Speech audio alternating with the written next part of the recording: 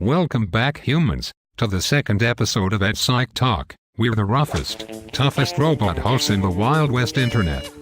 Box and Bulb. Hardly. I am a civilized robot, not some adventure-craving buffoon like yourself. There really is no winning with you, is there? Afraid not, old friend. I can see the desire for adventure secretly streaming through your circuits. I'll find a way to tap into this soon. I would be entertained to see you try. Before we go old western on you humans, let's see what we'll talk about in today's episode. Take it away, Mr. British Britches. Gladly, Sir Gunslinger. Today we will be discussing the matters surrounding the learning styles of students. We continue with the theme of individuality within the student. This will be further explored by looking at what kind of a learner they are. French psychologist Alfred Binet and German psychologist William Stern came up with ways to discover this form of individuality by testing a student's memory, attention, comprehension, discrimination and reasoning. Instead of going through the technicalities of how they came to these conclusions, let's examine what they found in result of their research and testing. But before we show you these results, keep this definition of learning styles in mind. They are consistent preferences over time and subject matter of perceiving, thinking about, and organizing information in a particular way. That's a mouthful, isn't it? How rude. The first learning style we will go over is impulsivity and reflectivity. The impulsive student has a fast conceptual tempo and answers questions more quickly. However, they collect less information and give less thought to various solutions.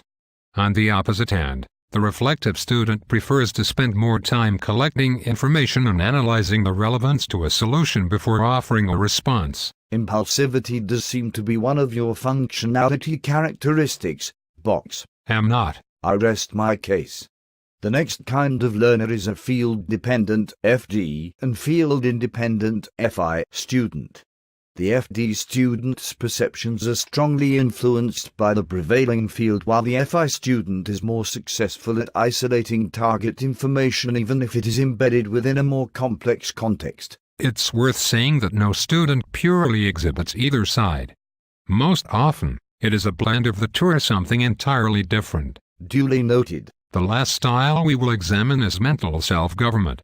This one is a little lengthy, so bear with us. The MSG style is not just one particular style, but rather a group of 13 learning styles, and they fall under 5 categories: functions, forms, levels, scopes, and leaning. We were inspired by Joel to do a little bit of rhythmic speech, so we'll breeze through these quickly. Are you quite sure we are qualified to do this? Only one way to find out. Legislative, executive, judicial and global. Monarchic, hierarchic, inter and external. Oligarchic, liberal. Anarchic, local. And finally, conservative.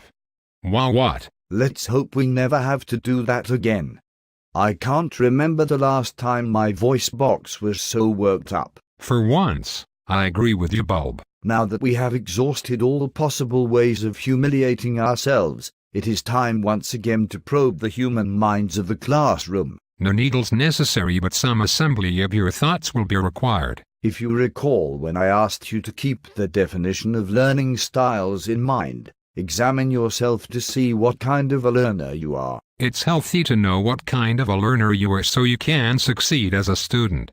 As a teacher, however, think of how knowing this information will help you better teach your future human students. It is as we've said before, not all students are the same. Well, human folks, that's all the time we've got for you. It is always a pleasure to help the human teachers of the future acquire useful knowledge for the classroom. We should go quickly. Why the rush, Box? Because I pulled a prank on Dean's office, and it involved toilet paper. You did what? Gulp. Gulp.